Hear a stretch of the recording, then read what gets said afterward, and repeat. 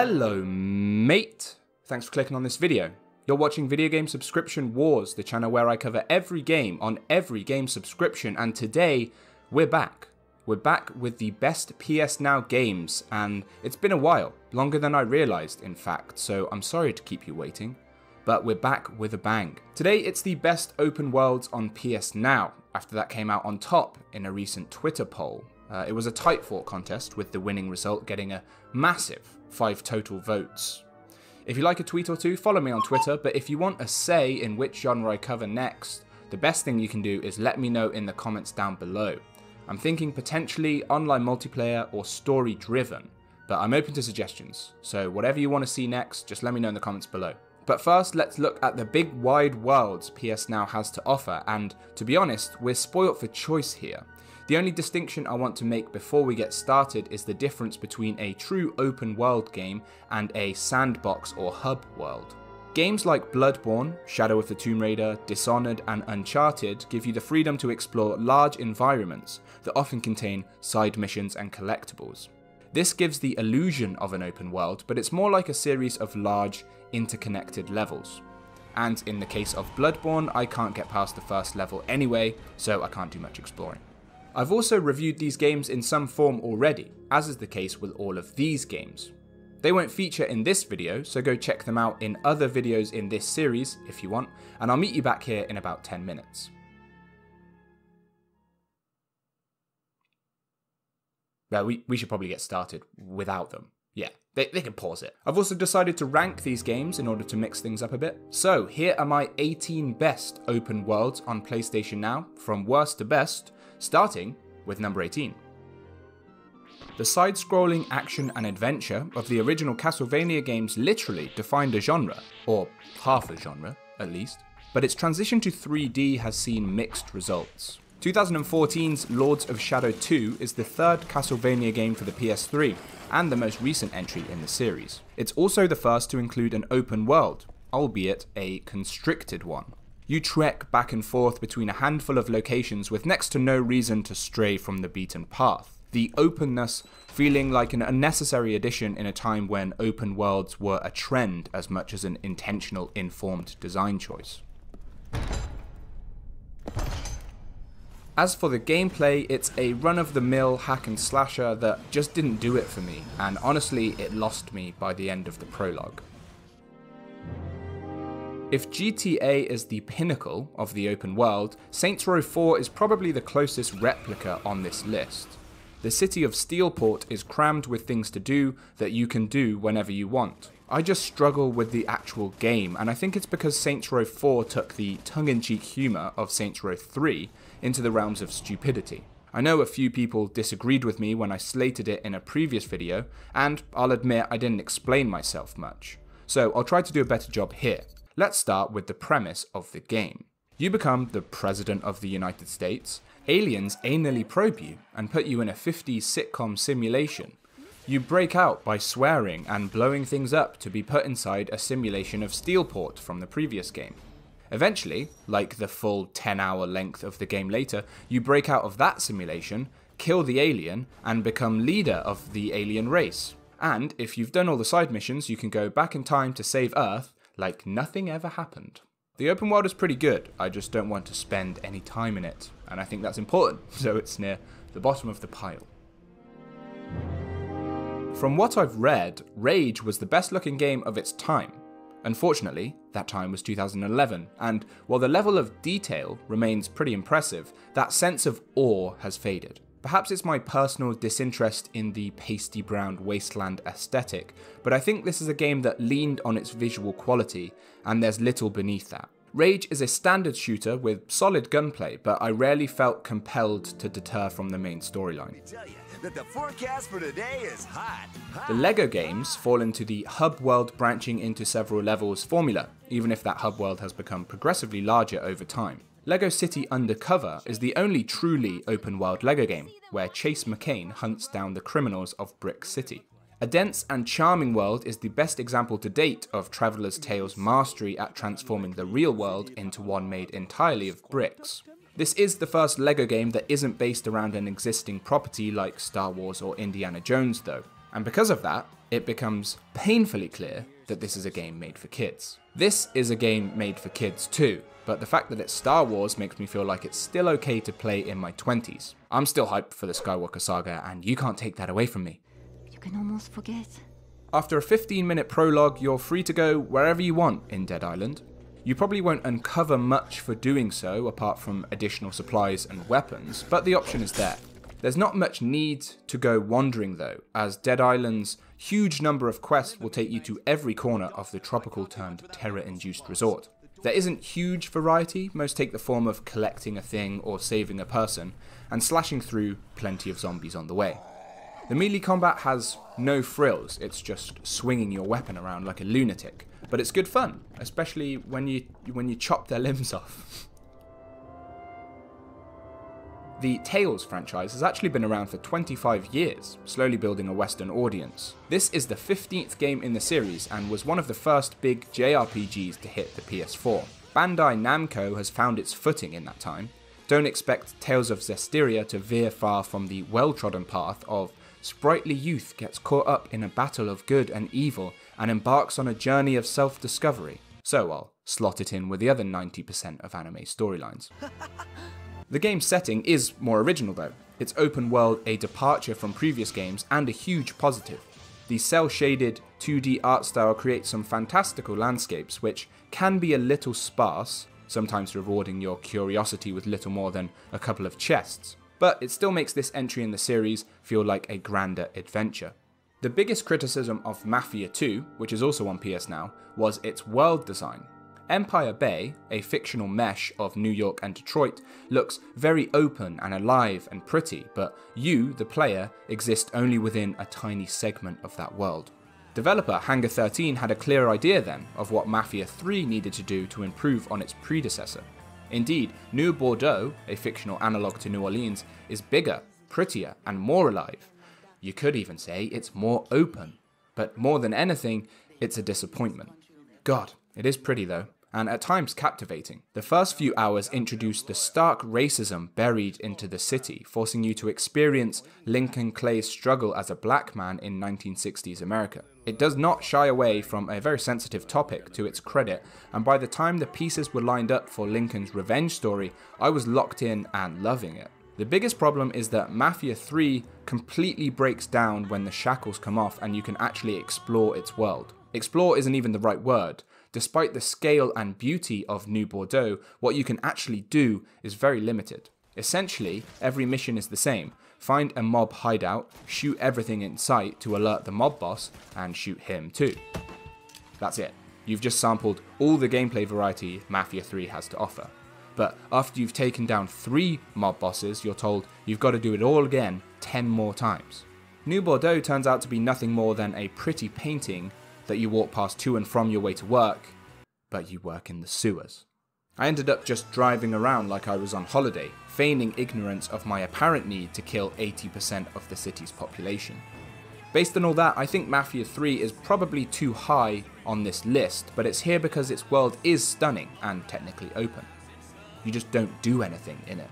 That makes the disappointment so much worse. There is a great story and a good game in here, but only in the first 3 hours. Mafia 3's biggest strength is its construction of a world where racism is present and feels very real.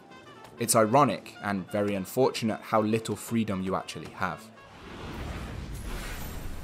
If you ever played the Dynasty Warrior games back in the day and enjoyed them as much as I did, and you enjoy games of the Monster Hunter mold, Toukiden 2 is probably for you. Most games on this list so far use an open world to encourage exploration. Toukiden 2's open world is unique because its giant map provides more space for the core gameplay mechanic, which is bashing the shit out of giant monsters. Random encounters, side missions, and everything else happen organically, making the feedback loop of gain XP, get new gear, fight bigger monsters very smooth and satisfying. It's not the most details of worlds visually, but the combat more than makes up for it. It's worth mentioning that the open world is restricted to the single player mode. If you're monster slaying with friends, you'll do it through the mission select route of previous games.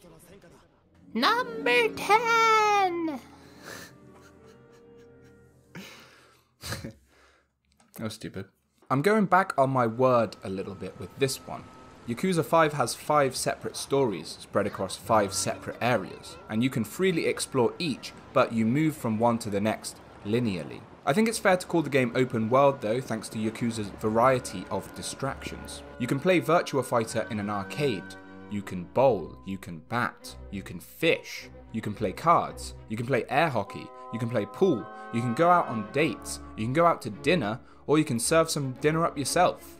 The size of the open world might not be huge, but the amount of time you can spend in it equals that of a game twice its size at least. And in those games you can't go to a karaoke bar, or have dance battles in the street, or play a handshake minigame.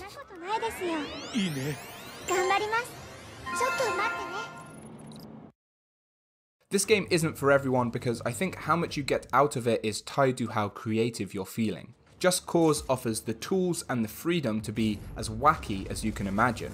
There is next to no story, character development, really anything supporting that. It's an open sandbox world to the extreme. If you're looking for a living world like Grand Theft Auto, a story like Shadow of the Colossus, or action like Uncharted, well, you're playing the wrong game. Don't criticize it for that. Just Cause is intentionally different to those games, and the developers know it. They sacrificed those things so you could tether an enemy to a helium balloon, tether that to a tank, add some rocket thrusters, and just enjoy the show.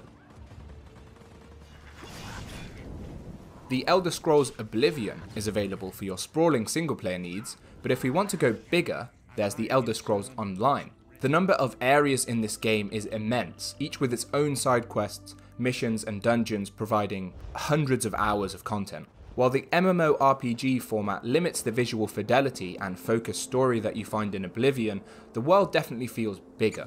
I don't know if it feels more real though, probably because your quests are constantly interrupted by other players cutting you up, or the fact that I'm talking to John Cleese and Dumbledore. Of a distant battle. If you prefer to explore open worlds on your own, Oblivion still holds up really well today. Remember the pasty brown wasteland aesthetic that I didn't really like in Rage? Well, Fallout New Vegas takes that to the extreme. The post-apocalyptic wastelands of Fallout aren't pretty. They're not supposed to be, being a wasteland, but that takes a lot of the joy out of traversal. Thankfully, the settlements you move between are far more detailed, and the Las Vegas Strip in particular still has a faint buzz about it. And connecting it all is probably the best overarching narrative in any Fallout game. A quest for revenge that hinges on a three-way power struggle, giving you complete control over how it plays out. Infamous 2 gives you an open world and all the tools to bend it to your will. You learn a range of electrified superpowers to give you an edge in combat, but your core movement powers are there from the start. It doesn't take long before you can scale drain pipes, boost over rooftops, and grind along electrical wires. Free running might not be quite as smooth as Assassin's Creed, but it's much faster, and you can traverse the world rapidly, constantly on the lookout for the next thing to do. That won't take long, as it's loaded with missions, side quests, and hidden collectibles. The sequel has added variety as well thanks to user-generated content. Sucker Punch included a sophisticated creator tool that, if you're willing to take the time to learn, provides huge potential for both creativity and replayability. I'll admit there isn't a huge amount of exploring to do in The Phantom Pain. Time that I've spent in the game's world is primarily moving from one mission to the next, with occasional pit stops at Mother Base. Thanks for that, boss. Thanks for that, boss. In Metal Gear Solid 5, exploration makes way for invention. It's up to you how you approach an enemy base, engage hostiles, and complete the mission. Take out guards silently and safely without being spotted. Or hide in a box and get transported to the epicenter undetected. Or stick a picture of a bikini model on the box and watch everyone drop their guns and just go like, Call in an attack chopper, send in supply drops, add a teleport function to your prosthetic arm, add force lightning to your prosthetic arm, turn your prosthetic arm into a rocket launcher. You get the idea. You could argue all that variety is in the gameplay, but the fluidity in which you can switch up your playstyle is dependent on the game's open world design. I've played like 20 hours, and I know I've barely scratched the surface of the different ways to mess around with the mechanics of Metal Gear Solid 5's world, and that fact routinely brings me back for more. I'm including Spider-Man knowing that it will make this video out of date when it leaves PS Now on the 7th of July, but I mean, how can I not include Spider-Man? This is the best looking version of New York I think I've ever seen in a video game, made better by how awesome it feels swinging through it. It's even better than I remember web swinging in Spider-Man 2 on the GameCube. Sure, if you put the two side by side now, it's kind of obvious which is better, but man, I love me some Spider-Man 2 back in the day.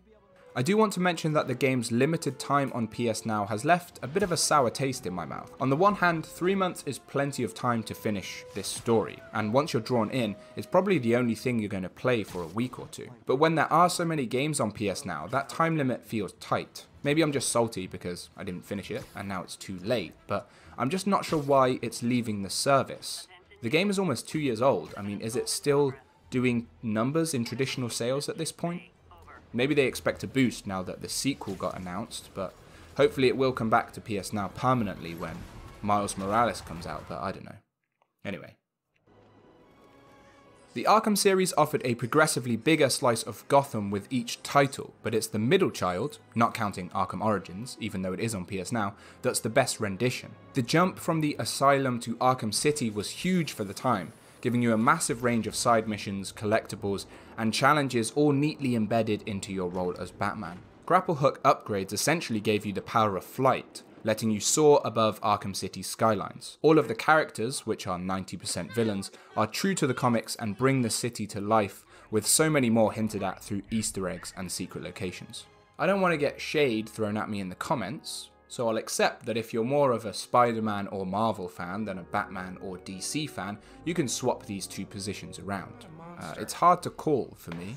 The Dark Knight spawned one of the most iconic villain performances ever, shot Christopher Nolan into the directorial elite, and is recognised as one of the best films of all time. But it don't have that emo dance number though. Genuinely, both these open worlds are fantastic. I think Arkham City just edges out Spider-Man in terms of story. The Sinister Six is cool, Doc Ock is cool, but the Joker poisoning Batman with his own blood, using Clayface as a Joker clone, then losing the antidote at the end? That shit is crazy, man. We'll see if Spider-Man Miles Morales can top Batman Arkham Knight later this year. Well, you guys will. I probably won't, because it won't come to PS Now until 2023, and I'll have 12 hours to play it before it leaves the service, but you guys have fun. How to describe Terraria? It's 2D Minecraft. The two cursor modes clearly work better on PC than on console. There's no guidance beyond a basic tutorial at the start, and the learning curve is really steep. Just, why have they done it this way? It makes so much more sense in Minecraft. Those were my first impressions of Terraria, but if you can stick with the game through the bumps in the road, the same way you can stick with the bad jokes in this review, you'll find yourself in awe of Terraria's scope, much like you're in awe of my comedic talents. Knock knock. Oh wait, you can't. Wait, never mind. Terraria's world is procedurally generated, so that automatically earns it the award for most open world on this list. It's very difficult not to draw Minecraft comparisons, especially when so much of the game has taken clear inspiration. The mining of materials, crafting of items, and day-night cycles. So too is the game's tenet for unbridled exploration, with the addition of bosses that you'll encounter if you tunnel down, left or right for long enough. And that's before you thought of the possibility of going up. Terraria will always exist, at least in the same breath, as Minecraft, and the cynic in me thinks it will always exist in its shadow. While Minecraft may take the crown for unlocking your creativity, Terraria's level of progression and pendant for perpetual discovery is unmatched, and I know that the amount of hours I've played do not do the game justice, because I just found a clip of someone fighting a giant worm and probe droids with a lightsaber. In this list, we've had games with empty open worlds, games with 100 things to do, games that sacrifice story for sheer scale, and games that offer careless abandon. But only one effortlessly blends them all together. Red Dead Redemption is the perfect marriage of story, gameplay, and world design. Missions do involve an element of follow this friendly NPC to a waypoint, or follow this hostile NPC to a waypoint, but from a distance. But that's what you get from a Rockstar game. Linearity in missions met with unlimited freedom everywhere else. The Wild West is a perfect backdrop to this. getting drunk and playing poker in saloons, saving people from random kidnappings, finding bandit hideouts, searching for buried treasure, hijacking a runaway train. I know I've listed out things to do in a lot of these games on this list, but for me, Red Dead has the best selection. Just the number of hours I spent playing poker in this game alone, I mean honestly. And the best thing about Red Dead is, win or lose, there's always a solution. 7 highs straight, he's beaten me again.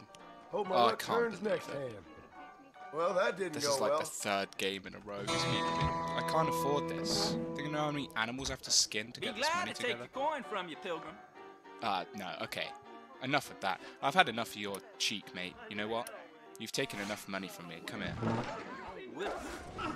Come here. That's not how we do it. I'm gonna teach you a thing or two about poker etiquette, okay? You're lucky I can't reach my equalizer. Shut up. All right, let's go.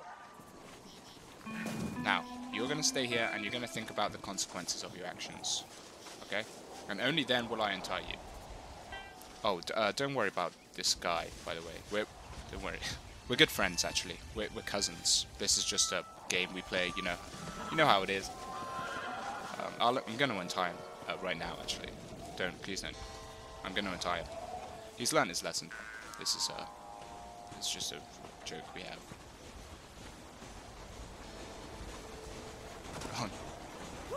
Oh god.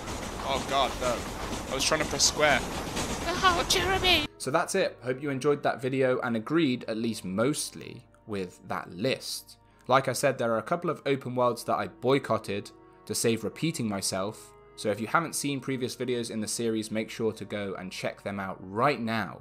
Thank you so much for watching, guys. Please leave a like on this video if you like what I just did right there. And leave a comment down below telling me which genre I should cover next. And I just might do it.